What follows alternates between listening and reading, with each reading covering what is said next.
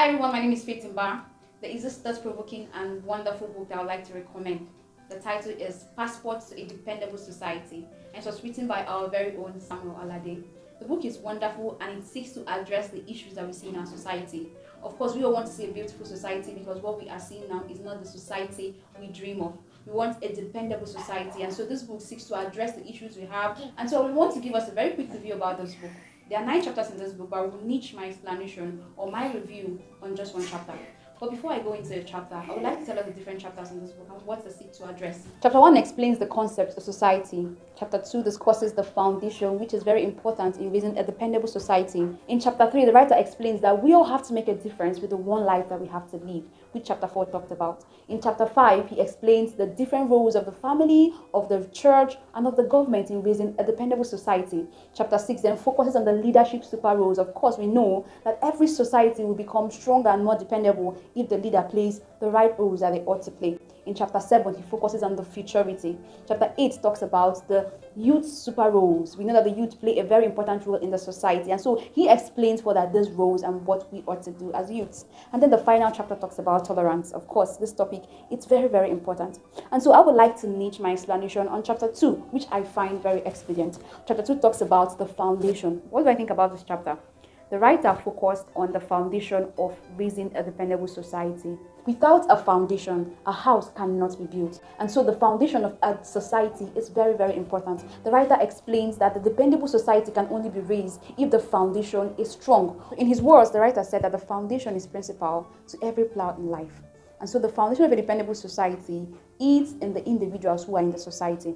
It's not about the history. It's not about those that have lived. It's not about what those that have lived even did, but about those that constitute the present society. And so that means that if we want to raise a dependable society, then we have to intentionally pay attention to the foundation, which are the individuals. And these individuals stem from families. So he brings in the thoughts that there should be individualized intentional decision to do the right thing and to be morally upright.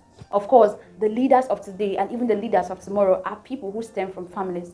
And so the morals, the principles, the teachings they receive from families are what from their family are what they would grow up to become, to do, and to act. In the words of the writer, he said that the strength and the state of every society are directly proportional to the kind of inhabitants therein and the love they have for it. More so, the writer said that if you are not resolute towards a better society in your thinking as a member of a society, you cannot bet a better idea when you get the leadership position. And so raising a dependable society starts with our ideology, start with what we infuse in our minds, start with how we think, what our thoughts constitute. Most times people want to repay back the evil that others did to them. And so we end up seeing that cycle moving where someone is being wicked to another person because of the wickedness done to him or her by other people. And so we see that happening in our society. But we really have to come to renew our minds. We have to come to think aright. It all starts with our mindset.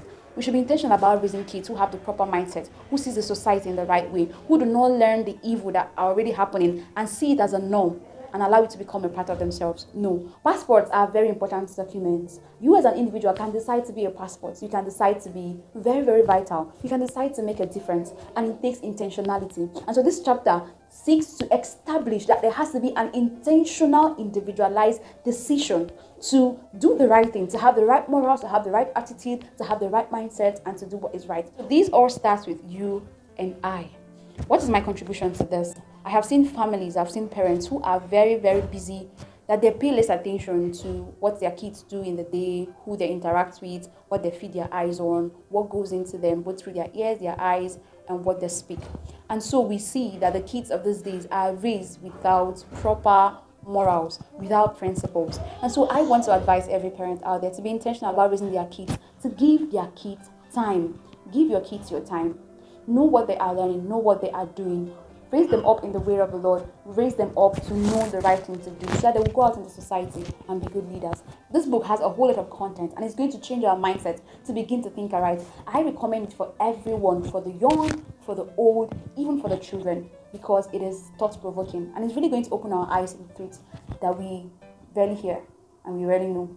Please get a copy of this book, and God bless Samuel Alade for bringing this timely piece to us. Thank you so much, sir. And it's a pleasure reviewing this book. Your book is wonderful.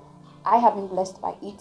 My thoughts has been aligned by right, and I go out there to live it out. And I trust that everyone that lays down on this book would do likewise. Thank you all so much, and get the book, A Passport to a Dependable Society. God bless you.